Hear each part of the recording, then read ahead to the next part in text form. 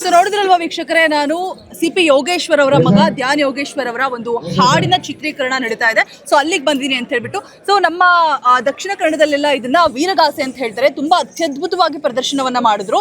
So ನನ್ನ ಜೊತೆಗಿದ್ದಾರೆ ಆ ಟೀಮ್, ಕಂಪ್ಲೀಟ್ ಟೀಮ್ ನನ್ನ ಜೊತೆಗಿದೆ. ನಿಜಕ್ಕೂ ನೋಡ್ಲಿಕ್ಕೆ ಕಣ್ಣಿಗೆ ಹಬ್ಬ ಅಂತ ಅನ್ಸುತ್ತೆ.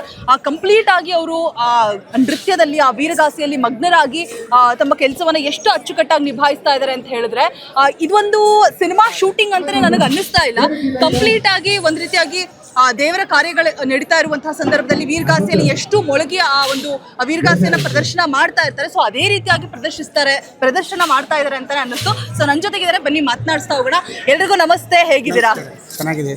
ಓಕೆ, ನೀವು ಹೇಳ್ತಾ ಇದ್ರಿ ವೀರಗಾಸೆ, ನಮ್ಮ ದಕ್ಷಿಣ ಕನ್ನಡದಲ್ಲೆಲ್ಲ ವೀರಗಾಸೆ ಅಂತ ಹೇಳ್ತೀವಿ, ಉತ್ತರ ಕನ್ನಡದಲ್ಲಿ ಅದಕ್ಕೆ ಬೇರೆಯದ್ದೇ ಆದಂತ ಪುರುವಂತಿಕೆ ಅಂತ ಹೇಳ್ಬಿಟ್ಟು ಕರೆಯಲ್ಪಡ್ತಾರೆ. ಸೊ ನನಗೆ ಒಂದ್ ರೀತಿಯಾಗಿ ಇದು ಸಾಂಗ್ ಶೂಟ್ ನಡೀತಾ ಇದೆ ಅಂತ ಅನ್ನಿಸ್ತಿಲ್ಲ. ಕಂಪ್ಲೀಟ್ ಆಗಿ ಆ ವೀರಗಾಸೆ ನೃತ್ಯದೊಳಗೆ ಮಗ್ನರಾಗಿ ದೇವರ ಕಾರ್ಯ ಏನೋ ನಡೀತಾ ಇದೆ ಅನ್ನೋ ತರ ಫೀಲ್ ಆಯ್ತು. ಸೊ ಏನ್ ಹೇಳ್ತೀರಾ ಸರ್? ದೇವರ ಕಾರ್ಯ, ಈ ಪುರಾಂತಿಕೆ ಅನ್ನೋದೇ ಆಭರಣಗಳನ್ನು ನೋಡಿದಾಕ್ಷಣವೇ ದೇವರ ಕಾರ್ಯ ಅನ್ನೋದು ಪ್ರಸ್ತುತಪಡಿಸಲಾಗ್ತದೆ. ಈಗ ದಕ್ಷಿಣ ಕನ್ನಡದಲ್ಲಿ ವೀರಗಾಸೆ ಅಂತ ಈ ಒಂದು ಪುರುವಂತಿಕೆ ಕಲೆಗೆ ಕರೀತಾರೆ. ನಮ್ಮ ಉತ್ತರ ಕನ್ನಡದಲ್ಲಿ ಇದಕ್ಕೆ ಪುರುವಂತಿಕೆ ಅಂತ ಕರೀತಾರೆ. ದಕ್ಷಿಣ ಕನ್ನಡದಲ್ಲಿ ಕಿರೀಟ ಮತ್ತು ನೃತ್ಯಕ್ಕೆ ಹೆಚ್ಚಿನ ಪ್ರಾಧಾನ್ಯತೆ ಇರ್ತದೆ. ಆದರೆ ಉತ್ತರ ಕರ್ನಾಟಕದಲ್ಲಿರ್ತಕ್ಕಂಥ ಪುರುವಂತಿಕೆಗೆ ಇಲ್ಲಿ ಕಥೆಗಳ ಮೂಲಕ ಜನರಿಗೆ ಒಳ್ಳೆಯ ನೀತಿ ನಿಯಮಗಳನ್ನು ಬಿತ್ತರಿಸ್ತಕ್ಕಂಥ ಮತ್ತು ಧರ್ಮ ಪರಿಪಾಲನೆ ಮಾಡ್ತಕ್ಕಂಥ ಕಾರ್ಯಕ್ರಮವನ್ನು ನಾವು ಮಾಡ್ತಾ ಇರ್ತೀವಿ. ಅದರಲ್ಲಿಯೂ ಕೂಡ ಈ ಫಿಲ್ಮ್ನಲ್ಲಿ ನಮಗೆ ಶೂಟಿಂಗ್ ಮಾಡೋದಕ್ಕೆ ಅವಕಾಶ ಸಿಕ್ಕದೆ ಆ ದೇವರು ಕರುಣಿಸಿಕೊಟ್ಟಿರ್ತಕ್ಕಂಥ ಒಂದು ವರಪ್ರಸಾದ ಅಂತ ತಿಳ್ಕೊಂಡು ನಾವು ಈ ಕಾರ್ಯಕ್ರಮಕ್ಕೆ ಬಂದಿದ್ದೇವೆ. ಅಷ್ಟೇ ಗೌರವಯುತವಾಗಿ ನಮಗೂ ಕೂಡ ಅವಕಾಶವನ್ನು ಕಲ್ಪಿಸಿಕೊಟ್ಟಿದ್ದಾರೆ. ಅವರಿಗೂ ಕೂಡ ಧನ್ಯವಾದಗಳನ್ನು ಹೇಳಲಿಕ್ಕೆ ಇಚ್ಛೆಪಡ್ತೇವೆ. ನಮ್ಮ ಪಾತ್ರ ಏನಿಲ್ಲ ಸರ್, ಇದೇ ವೀರಗಾಸೆ ಕಲೆಯಲ್ಲಿ ಪುರುವಂತಿಕೆ ಅನ್ನೋದು ಉತ್ತರ ಕರ್ನಾಟಕದಲ್ಲಿ ಅತಿ ವಿಜೃಂಭಣೆಯಿಂದ ಎಲ್ಲರೂ ಮಾಡ್ತಾರೆ. ಅದೇ ರೀತಿ ಈ ಕಾರ್ಯಕ್ರಮದಲ್ಲಿ ಈ ಫಿಲ್ಮ್ ಶೂಟಿಂಗ್ನಲ್ಲಿ ನಮಗೆ ಪಾತ್ರವನ್ನು ಕೊಟ್ಟಿದ್ದಾರೆ. ನಮ್ಮೆಲ್ಲ ಒಟ್ಟಾರೆಯಾಗಿ 26 ಜನ ನಾವು ಈ ಶೂಟಿಂಗ್ ಕಾರ್ಯಕ್ರಮದಲ್ಲಿ ಪಾಲ್ಗೊಂಡಿದ್ದೀವಿ. ನಾವು ಮೂಲತಃ ಹಾವೇರಿ ಜಿಲ್ಲೆ ಬಂಕಾಪುರದಿಂದ ಹಾಗೂ ನಾಗನೂರು ಗ್ರಾಮದಿಂದ, ಹುಬ್ಬಳ್ಳಿ ಪಟ್ಟಣದಿಂದ, ಇನ್ನೂ ಮಡ್ಲೂರು ಹಾಗೂ ಅನೇಕ ಗ್ರಾಮಗಳಿಂದ ಎಲ್ಲರೂ ಒಂದೇ ಟೀಮ್ನಿಂದ ಬಂದಿದ್ವಿ. ಸೂಪರ್.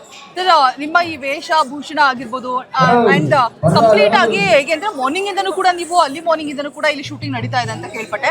ಇನ್ನೂ ತುಂಬಾ ಹೊತ್ತುಗಳ ಕಾಲ ಶೂಟಿಂಗ್ ನಡೆಯುತ್ತೆ ಅಂತಾನೂ ಕೂಡ ಕೇಳ್ಪಟ್ಟೆ. ಸೊ ಹೇಗೆ ಸರ್ ಇದೆಲ್ಲ ಹಾಕೊಂಡು ಮ್ಯಾನೇಜ್ ಮಾಡೋದು? ಅದೊಂದು ದೊಡ್ಡ ಸವಾಲ್ ಅಂತಾನೆ ಹೇಳ್ಬೋದು. ಹೌದು ಮೇಡಮ್, ಇದು ಉತ್ತರ ಕರ್ನಾಟಕದ ಗಂಡು ಕಲೆ ದೊಡ್ಡಾಟ ಅಂತ ಕರಿತೀವಿ ಇದನ್ನ.